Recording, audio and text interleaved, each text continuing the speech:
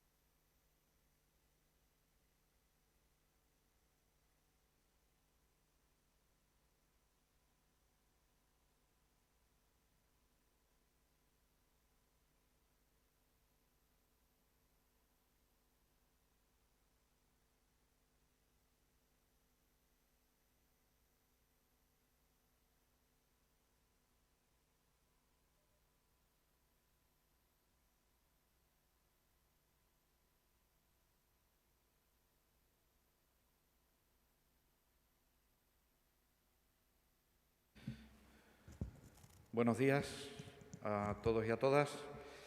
Gracias por acudir a esta convocatoria de rueda de prensa organizada por la Vicepresidencia Segunda y Consejería de Sanidad y Servicios Sociales de la Junta de Extremadura. En primer lugar, quiero darle las gracias a la doctora Beatriz Domínguez Gil, directora general de la Organización Nacional de Trasplantes, que tenemos la enorme suerte de poderla tener con nosotros durante los días hoy, 31 de mayo y 1 de junio de 2021.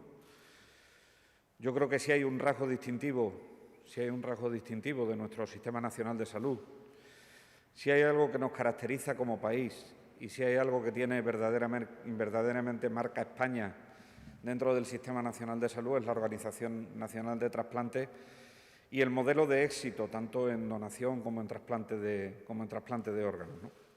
El hecho de que su directora general quiera venir por las distintas comunidades autónomas a reforzar el papel que tenemos las comunidades autónomas en este Sistema Nacional de Salud, con unas transferencias sanitarias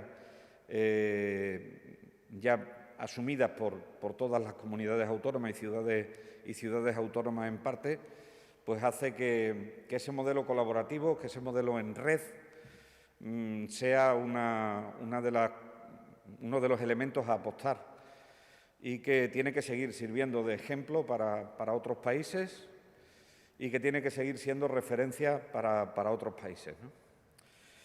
Creo que además esto, directora, es doblemente de agradecer porque hemos pasado un año complicado. El año 2020 ha sido un año complicado donde probablemente pues por afrontar una pandemia de las características que la hemos afrontado se ha dado lugar a que todo el altruismo y toda la generosidad y toda la solidaridad que tiene el pueblo español, pero también Extremadura, no se haya visto totalmente desplegada como se ha visto en otros años, ¿no?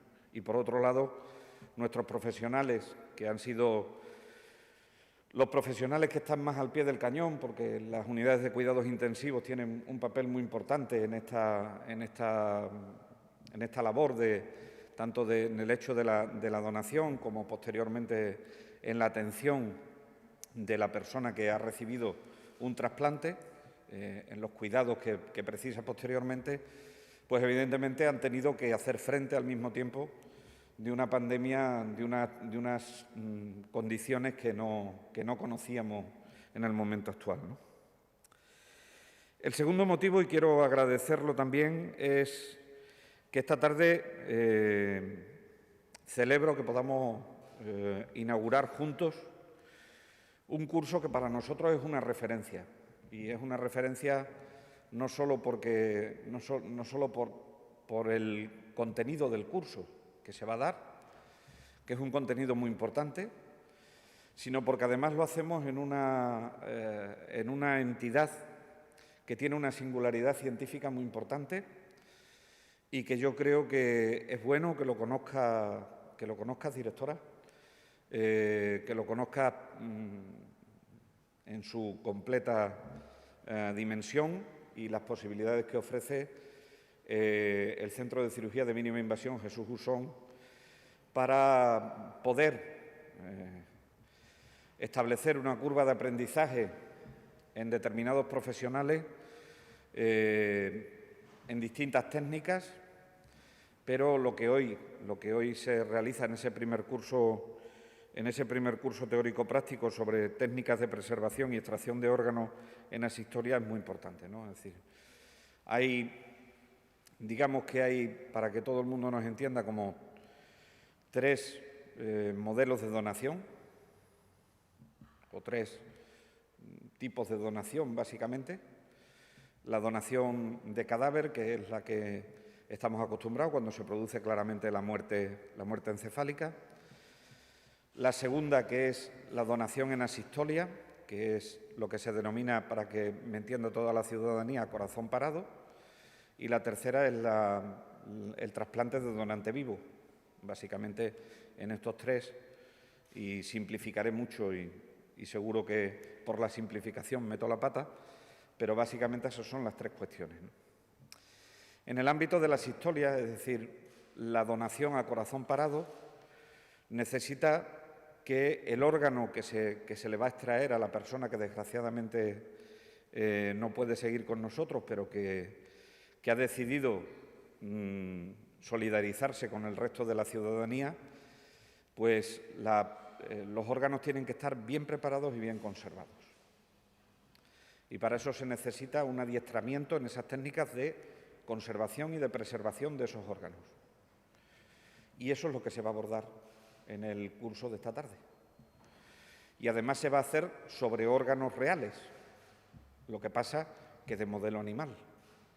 Entonces hemos hecho un acuerdo con el Centro de Cirugía de Mínima Invasión Jesús Usón, donde nos han elegido el modelo animal más parecido a lo que es el modelo humano, y ese modelo animal es el que nos va a servir. También utilizaremos órganos plastinados de cadáveres, pero es el que nos va a servir pues, para saber cómo el órgano tiene que estar preservado, en qué condiciones de preservación y de conservación tiene que realizarse, ¿no? Algo que se explica de forma tan sencilla es de una enorme complejidad, ¿no? Extremadura en el año 2020 ha sido capaz de mantener la trayectoria que tenía, en parte. Hemos bajado en la tasa de donación, pero hemos mantenido una tasa de donación superior a la media española, a pesar de la pandemia. Quiero agradecerle a todos los profesionales que están implicados en el hecho de la donación y del trasplante, y fundamentalmente a la Coordinación Regional de Trasplantes de Extremadura, al doctor Luis López, que hayamos podido conseguir esas cifras. Hemos tenido una tasa de un 43,4% de donaciones, superior a la media española, que está en el 37,4%, y la mayoría ha sido por fallecimiento, por muerte cerebral, y un porcentaje inferior ha sido por asistolia. Por lo tanto, creo que es importante destacar que Extremadura, y quiero agradecérselo también a la sociedad extremeña, sigue manteniendo unas tasas importantes en lo que es la donación. Aquí hay un curso que lleva el nombre de una persona muy importante para nosotros y para el hecho de la donación, que es Julia del Viejo, que fue la responsable de la donación en el Complejo Hospitalario Universitario de Badajoz, que si algo le caracterizaba era la comunicación de las malas noticias a la familia, y eso le permitía poder tener unas tasas de rechazo por parte de las familias al hecho de la donación mucho más bajas que la media nacional, ¿no? Y esa estela de doña Julia del Viejo la seguimos manteniendo a lo largo del año 2020. La tasa de negativa de donación en Extremadura en porcentajes es un 10% frente a un 14% del resto de España, ¿no? Y tenemos que seguir en esta línea, ¿no? Por lo tanto, muchos elementos son los que se aglutinan alrededor del hecho de la donación y del trasplante de órganos. Y termino con algunos datos para que ustedes los tengan. En el año 2020 hubo 46 donantes de órganos. La tasa de donación por millón de población, como les decía, fue del 43,4. Los trasplantes renales fueron 43 en el año 2020, frente a los 36 del año 2019. Los trasplantes hepáticos fueron similares, 30 trasplantes hepáticos frente a 31 del año 2019. Y las negativas, ya se las he dicho, un 10% frente al 14%. También en el año 2020 conseguimos que los donantes de médula ósea fuesen en un número muy importante, nada más y nada menos que 1.368, fue el número mayor de toda la serie. Y creo que esto hay que seguirlo potenciando y hay que seguirlo llevando a cabo de la forma en la que lo estamos llevando. Hay que hacer algunas mejoras que tienen que ver con la formación, mejoras que tienen que seguir con la organización. El sistema sanitario es un sistema dinámico que va cambiando los equipos, que va cambiando los hospitales, que hay personas que se incorporan a su vida laboral más estable y con todas estas variables tenemos que ir reorganizando todas las cuestiones para que tengamos una buena red de detección de potenciales donantes, para que los órganos que extraigamos no solo seamos efectivos a la hora de extraerlos, sino que seamos eficientes a la hora de conservarlos en las mejores condiciones para que puedan ser trasplantados aquí o en otras partes de España, porque en eso se basa el modelo en red de la Organización Nacional de Trasplante. Y, en último lugar, pues felicitar y agradecer, por supuesto, a la Organización Nacional de Trasplante, a su directora general, al coordinador regional de trasplante, a los órganos directivos del Servicio Extremeño de Salud y, sobre todo, quiero dedicar unas palabras al despegue que tuvo en el año 2019 el trasplante de donante vivo, que queremos seguir impulsándolo. Creo que estamos consiguiendo grandes avances en montar un equipo dentro de lo que es el trasplante de donante vivo renal y que esto nos va a llevar a que le tengamos que agradecer el papel preponderante que está adoptando el Servicio de Urología del Complejo Hospitalario Universitario de Badajoz, ayudado y auxiliado, lógicamente, por un servicio que es muy importante para esta cuestión, que es el Servicio de Cirugía Vascular. Como en todas las ruedas de prensa de donación de órganos, los trasplantes de órganos no serían posibles si no hubiesen donantes de sangre. Si no hubiese donantes de sangre. Por lo tanto, quiero llamar a que sigamos en este camino de la donación de sangre. Es decir, parece que es la hermana pobre la sangre de todo el hecho de la donación, pero para que ustedes se hagan una idea, entre el trasplante de un hígado pueden consumir entre 60 y 80 bolsas de sangre. Por lo tanto, cuando hablamos de donación y de trasplantes de órganos, efectivamente deslumbrémonos con la capacidad científica que tiene este país para haber llevado a cabo este modelo de éxito de la Organización Nacional de Trasplante, pero a una organización, que es la Organización de las Hermandades de Donantes de Sangre, de los bancos de sangre, no los perdamos de vista en ningún momento y sigámoslo animando para que en todo momento podamos disponer de la sangre necesaria para poder hacer esos trasplantes, porque de esto también depende el hecho del trasplante. Así que, por mi parte, nada más. Muchísimas gracias, directora, por estar aquí con nosotros. Espero que te encuentres como en casa y ofrecerte todos los datos para que podamos seguir mejorando en esta colaboración en red para que la ONT siga siendo ese modelo de éxito y esa marca España que existe en nuestro país y no lo perdamos. Tuya es la palabra. Muchas gracias, consejero. Buenos días a todos y gracias por participar en esta rueda de prensa. El consejero decía con rotundidad que el Programa Español de Donación y Trasplantes es probablemente uno de los elementos que más caracteriza a nuestro sistema sanitario y por el que nos reconocen a nivel internacional como un modelo de referencia. Como no podía ser de otra forma, una de las patas de ese sistema es, como decía el consejero, este trabajo en red, una estructura organizativa muy específica, la solidaridad de la ciudadanía, pero también el propio sistema sanitario.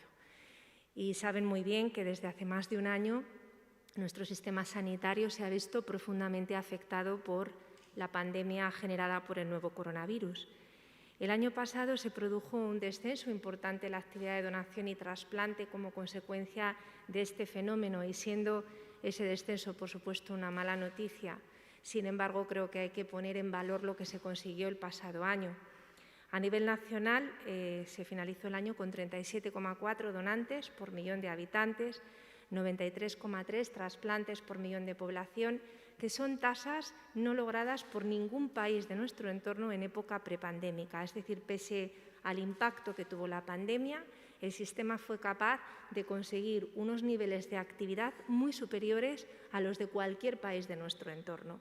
Y es más, el sistema se vio profundamente afectado durante la primera ola, durante los meses de marzo, abril y mayo, pero a partir del mes de junio hemos recuperado un ritmo muy razonable de actividad, teniendo en cuenta que seguimos coexistiendo con esta situación pandémica.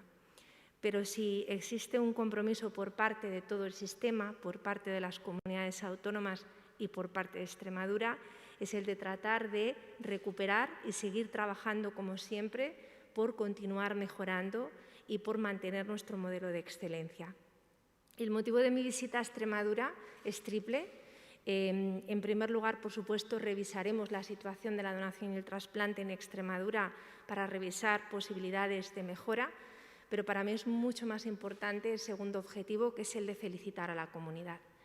Extremadura, sobre todo en los últimos años, tiene un papel de absoluta excelencia en el panorama nacional, y cuando decimos en el panorama nacional, por la situación española, también en el panorama internacional. Decía el consejero que el año pasado Extremadura superó la tasa de donación a nivel nacional. Si a nivel nacional conseguimos 37,4 donantes por millón, Extremadura 43,4. Pero no solamente ha superado la media nacional este año, es que lo ha hecho el año anterior y el anterior y el anterior. Varios años mantiene una tasa de donación por encima de la media nacional. Y esto no es fruto de la casualidad.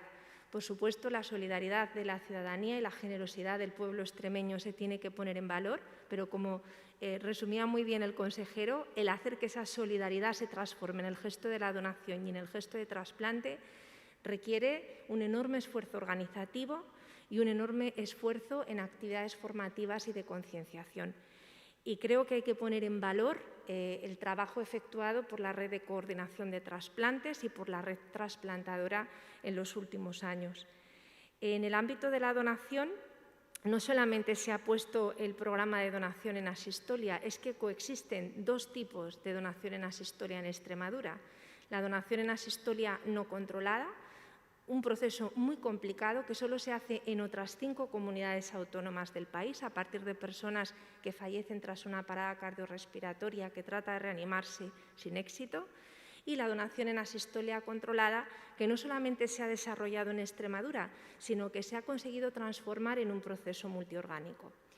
Decía el consejero que el problema de la donación en asistolia es que cuando cesa el flujo sanguíneo a esos órganos empiezan a perder su viabilidad y, por lo tanto, hablamos de un proceso muy complicado en el que la tecnología nos ayuda a conseguir que de un mismo donante podamos trasplantar un mayor número de órganos y con adecuados resultados, ya que ha tenido una enorme importancia la incorporación no fácil de lo que llamamos la perfusión regional normotérmica con dispositivos ECMO, plenamente adoptada por los hospitales de la comunidad extremeña y objeto de formación en los cursos que se van a realizar sobre donación en asistolia en los próximos días.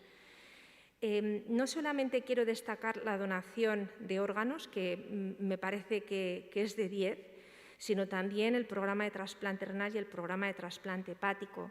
La puesta en marcha del programa de vivo, de trasplante renal de donante vivo, una firme apuesta de esta comunidad autónoma, creo que pone de manifiesto el compromiso de Extremadura por garantizar las mejores opciones terapéuticas para los pacientes.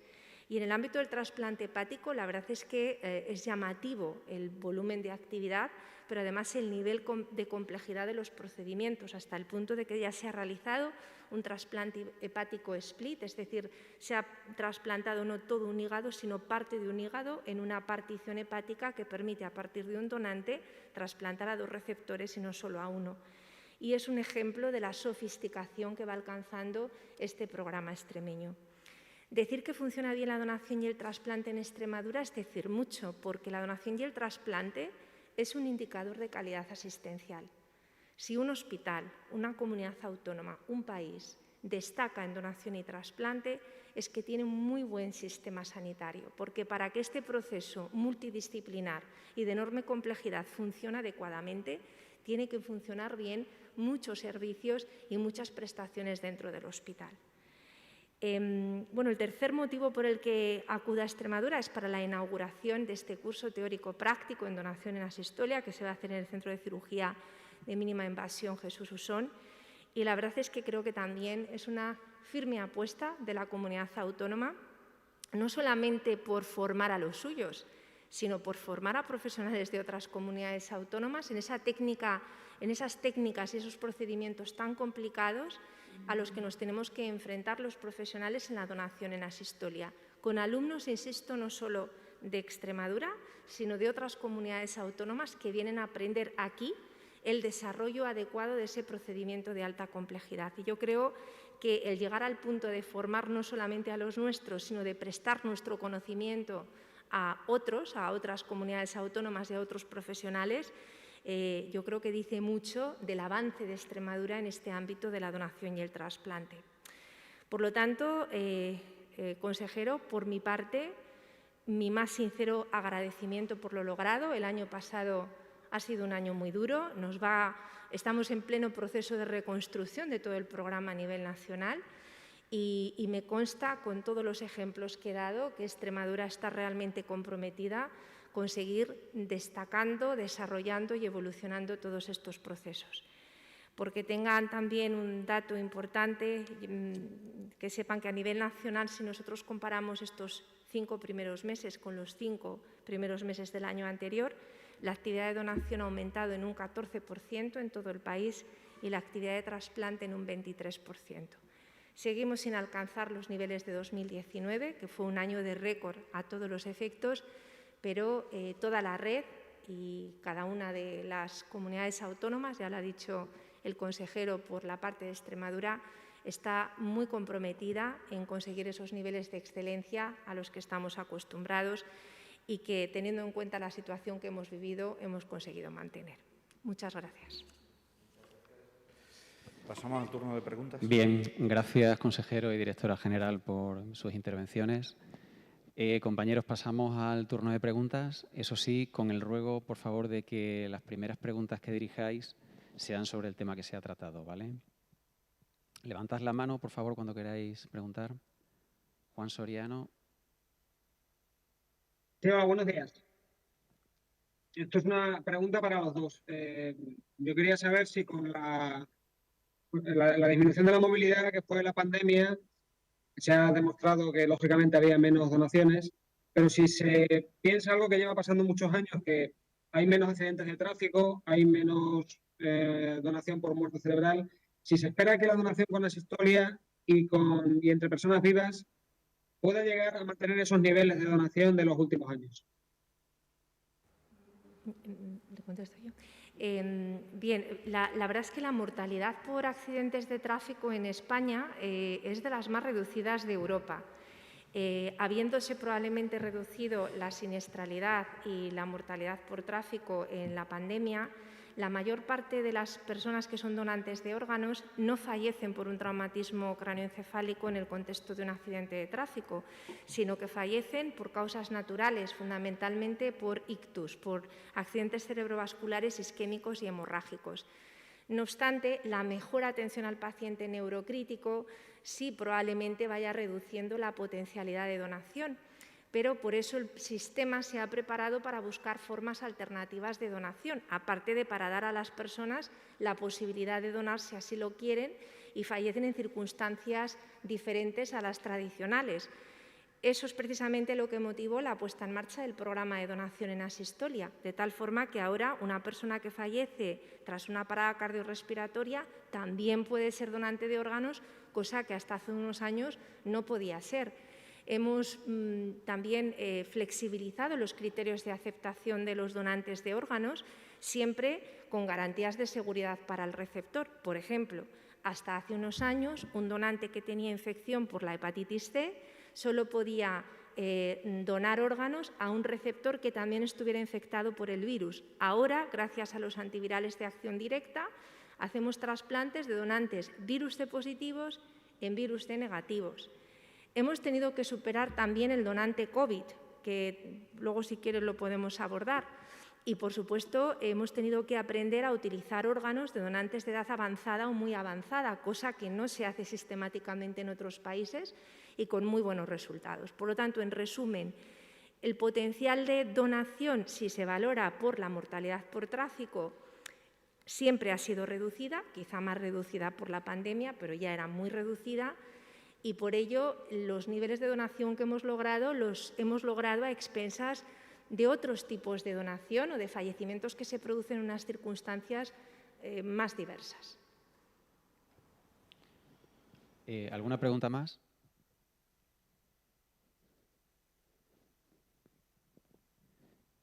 ¿No hay ninguna pregunta más? Sí, Guadalupe Jerez. ¿Puedes? No te oímos, Guadalupe. Tienes que activar el micrófono. No te oímos. Envíala por correo electrónico, de acuerdo. Vale. ¿Alguna otra pregunta, compañeros? Beatriz Mariño. Yo quería preguntar, buenos días, sobre otras cuestiones. Quería preguntarle al consejero de Sanidad. No sé si mis compañeros tienen algo más sobre donación. Si no, me gustaría preguntar por otro asunto.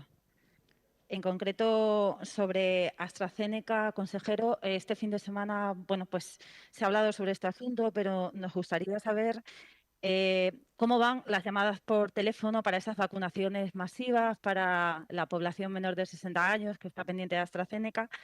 ¿En qué casos se va a autorizar para las personas que quieran la segunda dosis con AstraZeneca y no quieran con Pfizer? ¿Cómo se va a llevar a cabo? Bueno, vamos a ver. Si son llamamientos masivos, son llamamientos de convocatorias masivas. No se les ha llamado por teléfono. La llamada de teléfono será posterior a los que hayan fallado o a los que no hayan acudido a vacunarse con la vacuna de Pfizer. En primer lugar, quiero recordar que tanto la ponencia de vacunas como la Comisión Nacional de Salud Pública ha dicho claramente que la vacuna indicada en segunda dosis para las personas menores de 60 años es la vacuna de Pfizer. Y esto lo ha dicho no por casualidad, y esto lo ha dicho no porque se hayan reunido un grupo de personas y lo haya decidido, o no porque sea una decisión política. Los políticos hemos participado poco en la toma de decisiones de las vacunas que estaban indicadas. Lo más que hemos hecho los políticos ha sido facilitar que esas decisiones técnicas que se toman en la ponencia de vacunas y que posteriormente se ratifican por la Comisión Nacional de Salud Pública se administra a la población de la mejor forma posible y de la forma más ágil posible.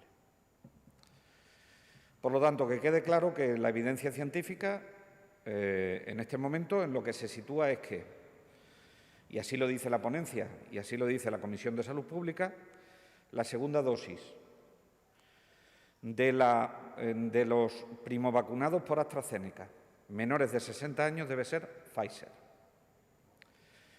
Por lo tanto, como pudiera haber habido algún problema en la comunicación,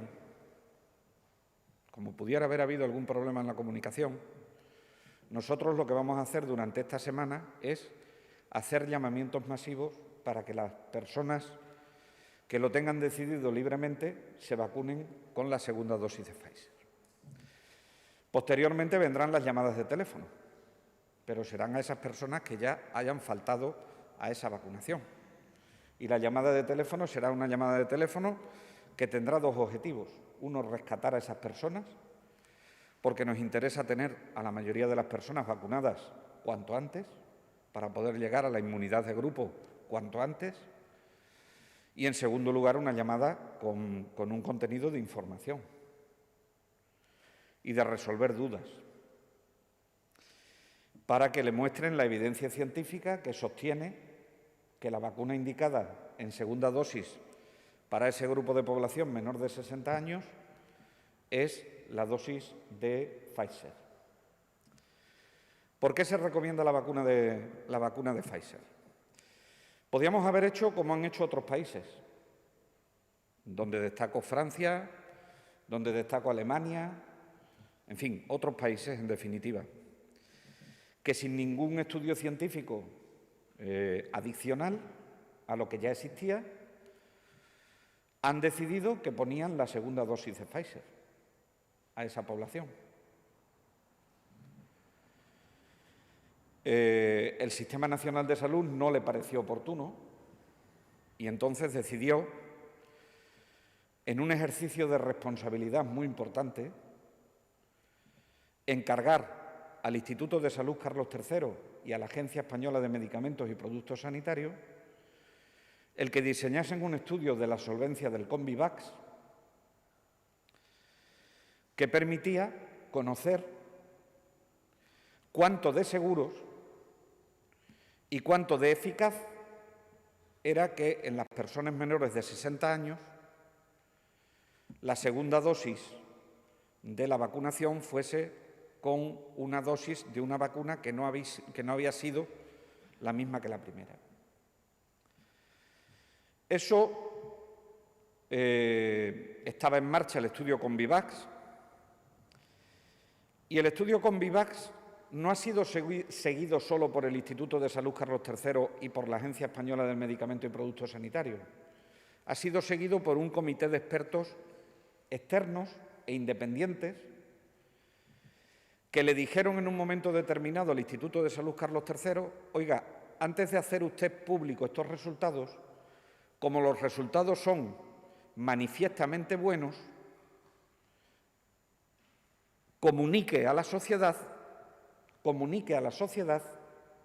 los resultados preliminares del estudio, porque esto nos va a permitir que le quitemos la ansiedad a esas personas que habían sido primovacunadas por AstraZeneca y no sabían ni cuándo ni con qué se iban a tener que vacunar en la segunda dosis.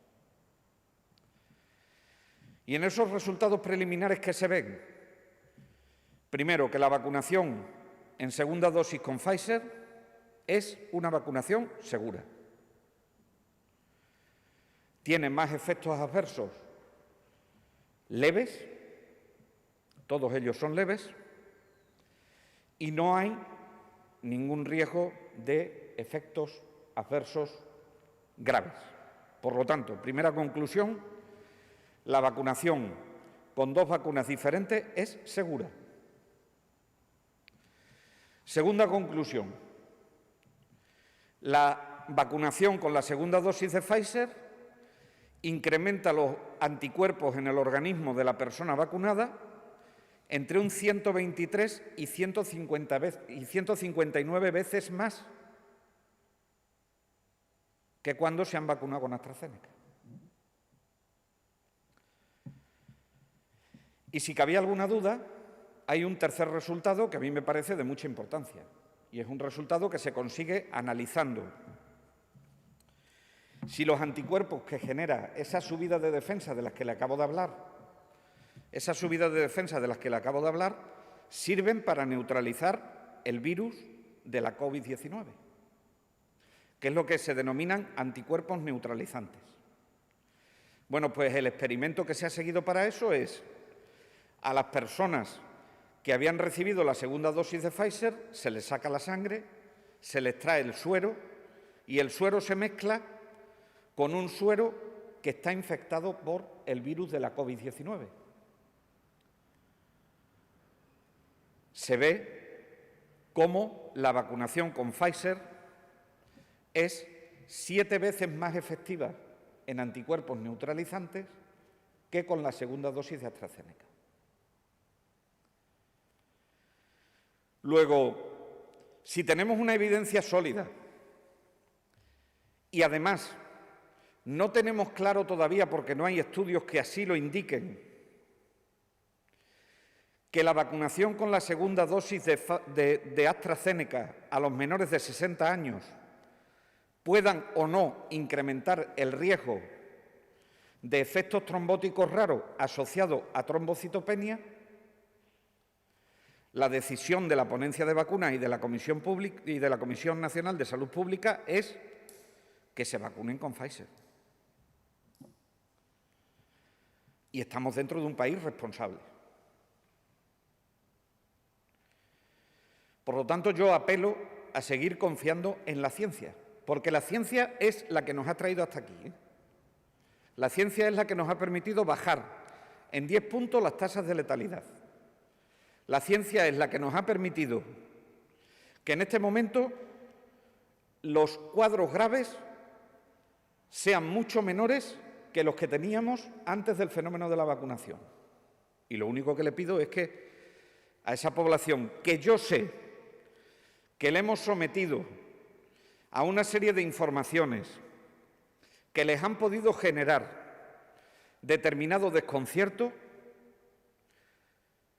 por favor que confíen en la ciencia. Esto no lo está diciendo el consejero de Sanidad. Esto no lo está diciendo la ministra de Sanidad. Esto lo dice el consejero de Sanidad y la ministra de Sanidad porque la ponencia de vacunas y porque la Comisión de Salud Pública así lo han estimado. Y luego al miedo de las vacunas heterólogas, que son aquellas que, si ahora me vacuno de AstraZeneca, ya tengo que seguir siendo fiel a AstraZeneca hasta el final de mis días. Todos los que estamos aquí, todos los ciudadanos de este país, para las dosis de recuerdo que podamos necesitar en el año 2022 y 2023, probablemente en la mayoría de las ocasiones no sean con la misma marca de vacunas que nos hemos puesto en este año.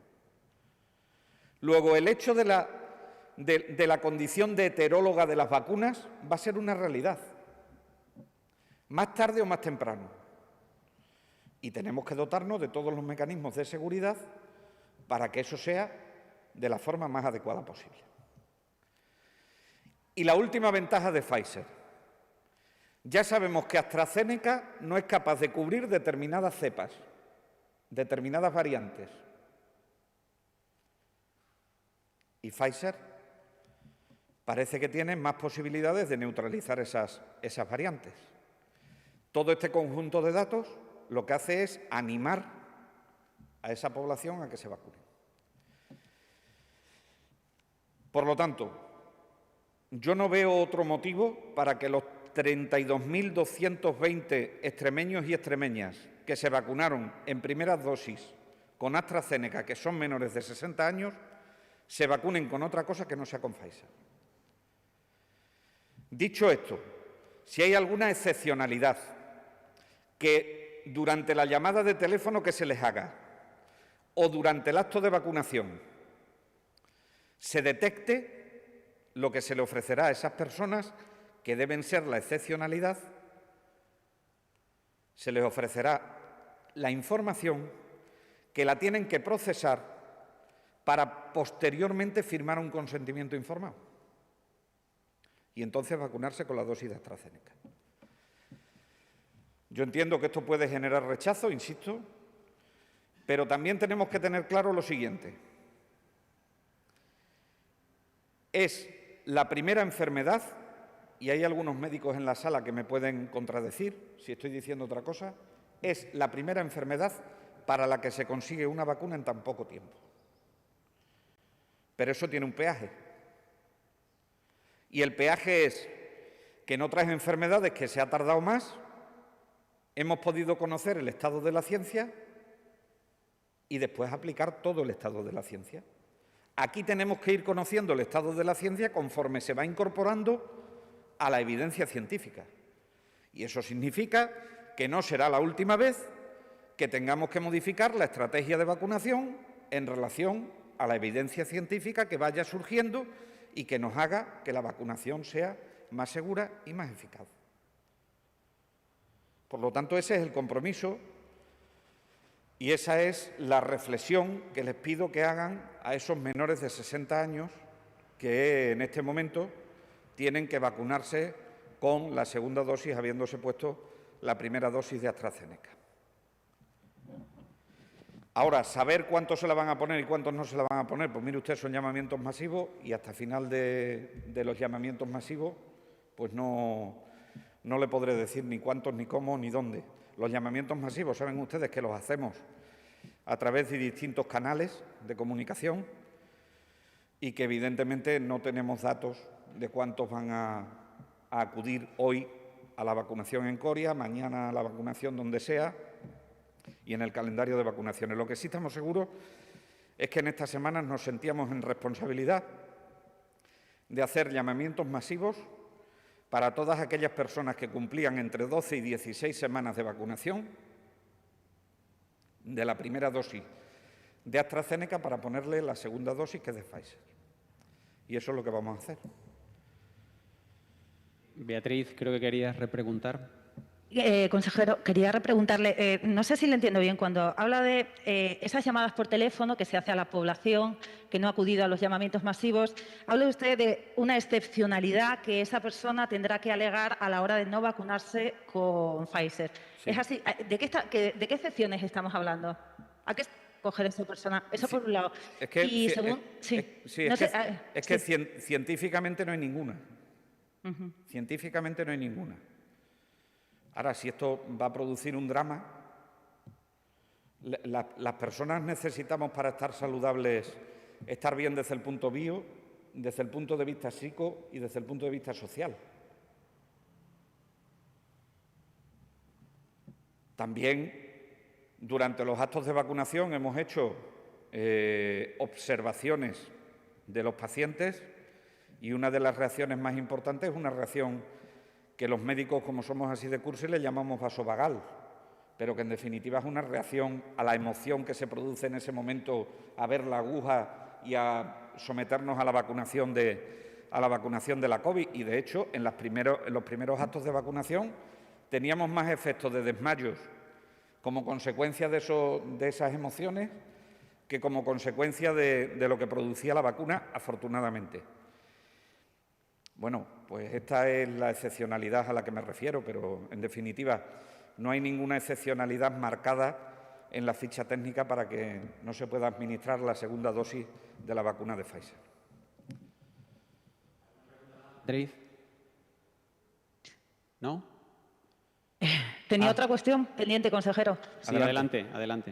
Sí, quería comentarle, por otro asunto, esta semana concluye la vacunación de los mayores de 50 a 59 años. Sí. Esta misma semana, además, comenzará la de las personas de 40 a 49 años. Sí. No sé si podría avanzarnos ya, qué día va a comenzar, si están previstos, en qué áreas de salud va a ser, ¿hay algún planning ya al respecto? Finales de semana, probablemente el fin de semana comencemos a vacunar ya con 49 años en adelante. Me atrevería a decirle que el viernes algunas áreas ya podrían incorporarse a esa vacunación, pero prefiero ser conservador en la respuesta, solo en la respuesta, y decirles que el fin de semana comenzarán a vacunarse la década de los 49 a los 40. Las áreas que van más avanzadas, pues las áreas que van más avanzadas son Coria, por razones de población, Cáceres, que lleva un buen ritmo de vacunación, Mérida va también muy avanzada, y no me quiero saltar ninguna, porque seguro que me lío, pero esas seguro que van muy avanzadas y que lo consiguen, y yo estoy casi seguro que todas, las 8 áreas van a ser capaces de comenzar con la vacunación de 49 a 40. Bien. Por cierto, destacar una cosa, porque creo que esto es importante decirlo en una rueda de prensa como esta. Las comunidades autónomas tenemos que agradecerle mucho a la Dirección General de la ONT, porque lo que estábamos viendo en las distintas comunidades autónomas es que las personas trasplantadas tenían mucho riesgo de desarrollar enfermedad grave por COVID cuando se infectaban. Y el apoyo científico y técnico de la ONT para que se definiese eso que se conoce en la estrategia de vacunación como el Grupo 7, donde se incluyen las personas trasplantadas, se lo debemos fundamentalmente a esta señora que está aquí con nosotros, ¿no? Y por lo tanto yo quiero agradecerle el papel que ha tenido en la estrategia de vacunación. Es decir, la ONT no solo mira porque tengamos más donantes y porque tengamos más trasplantes, sino que también mira, como lo ha demostrado, por la calidad de vida en la que viven las personas trasplantadas.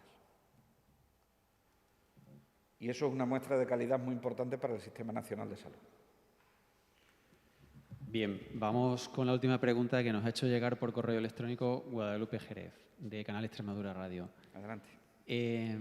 Pregunta al consejero qué le parece la sentencia del Tribunal Supremo que indica que el SES debe abonar 40 euros por factura abonada con retraso a una entidad financiera.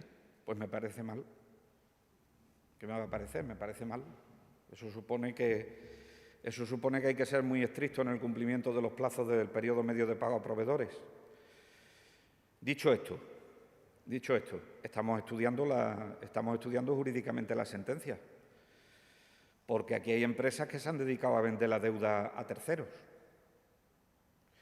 Y eso en la interpretación de la sentencia puede quedar descubierto. Entonces vamos a estudiarla bien para que los extremeños paguen lo menos posible. Y luego decirle una cosa, el Tribunal Supremo, ya llevamos mucho tiempo, desde que llegamos al Gobierno, que el periodo medio de pago a proveedores ha sido nuestra principal preocupación. Y, de hecho, se nos criticó mucho cuando acudimos a los FLA, muchísimo cuando acudimos a los FLA. Se nos criticó desde la oposición que acudíamos al FLA y que nos estaba financiando el Estado. De las facturas sobre las que se ha pronunciado el Tribunal Supremo, son facturas donde el Gobierno anterior había decidido que las empresas financiasen al SES a través de periodos medios de pago a proveedores insufribles para las empresas, algunas hasta de 400 días. Por lo tanto, no me extraña que el Tribunal Supremo haya fallado en ese sentido, conociendo esas facturas, pero evidentemente la situación que tenemos en este momento no tiene nada que ver con la situación que se tenía en ese momento. Y eso ha sido gracias a que desde la vicepresidencia primera de la Junta de Extremadura, desde la presidencia de la Junta de Extremadura y desde esta consejería, aceptamos que el mecanismo de financiación de la sanidad era utilizar también el FLA, que para eso estaba, para cumplir con las reglas de gasto y con las reglas de deuda y con las reglas de déficit.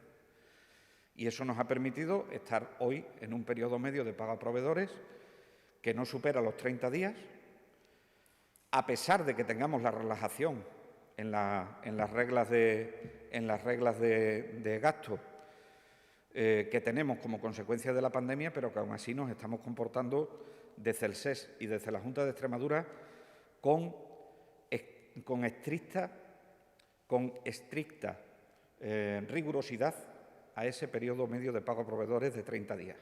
Ahora, que esto nos va a tocar pagar los platos rotos de otros gobiernos anteriores, nos va a tocar pagar los platos rotos de otros gobiernos anteriores. Por cierto, no es la primera vez. Hace unos cuantos de días hemos logrado salvar a la sociedad extremeña de una reclamación de fondos estructurales bien invertidos, en el Hospital Universitario de Cáceres, que un ciudadano, aliado con una antigua ministra de Sanidad de este país, que es eurodiputada del Grupo Popular, que es la señora Montserrat, decidieron que permaneciese una comisión de peticiones abierta, poniendo en riesgo 40 millones de euros para esta tierra. Y yo creo que esas cosas no se deben olvidar a la hora de reflexionar qué es lo que hemos hecho unos gobiernos y qué es lo que han hecho otros. Bien, pues damos por terminada la rueda de prensa. Muchas gracias a todos. Muchas gracias. Muchísimas gracias a todos y a todas.